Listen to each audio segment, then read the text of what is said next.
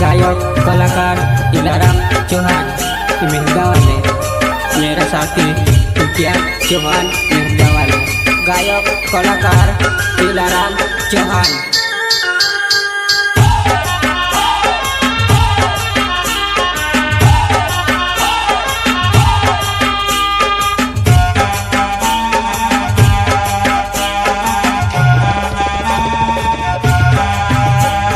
नदी किनारे खेलवा भेलड़े, नदी किनारे खेलवा भेलड़े।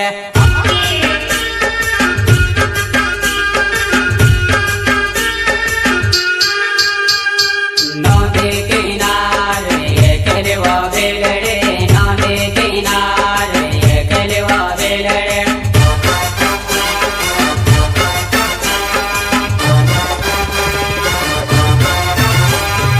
हाथों दाते बुआए खेलवा भेलड़े, हाथों दाते बुआए खेलवा भेलड़े।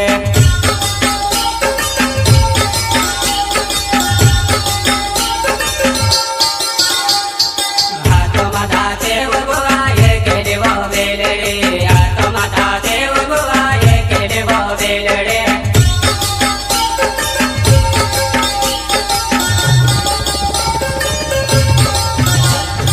नदी किनारे खेलवा भेलड़े, नदी किनारे खेलवा भेलड़े।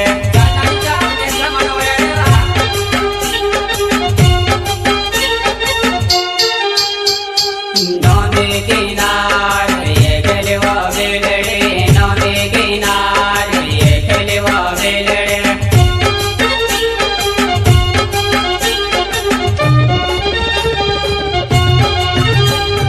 टोकरा काटाड़ बुआए खेलवा भेलड़े, टोकरा काटाड़ बुआए खेलवा भेलड़े।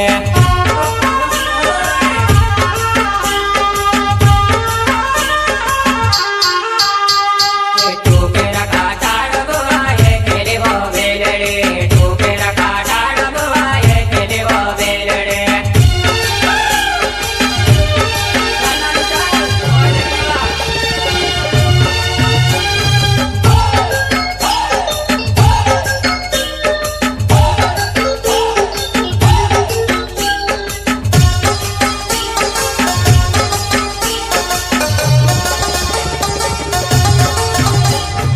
नदी किनारे खेलवा भेलड़े, नदी किनारे खेलवा भेलड़े।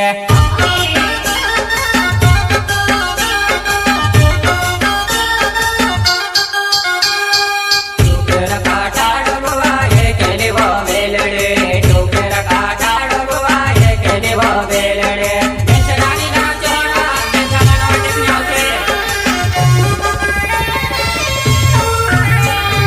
टोकरा काटाड़ बुआए खेलवा भेलड़े, टोकरा काटाड़ बुआए खेलवा भेलड़े।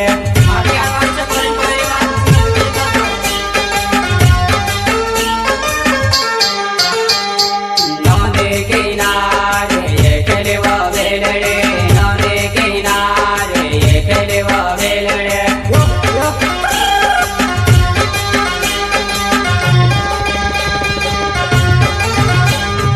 टोकरा पाड़ा बुआए खेलवा भेलड़े, टोकरा पाड़ा बुआए खेलवा भेलड़े।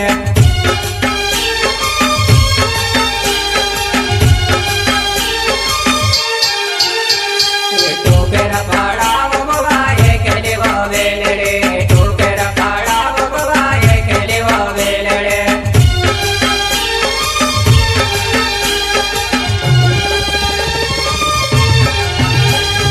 नदी किनारे खेलवा भेलड़े, नदी किनारे खेलवा भेलड़े।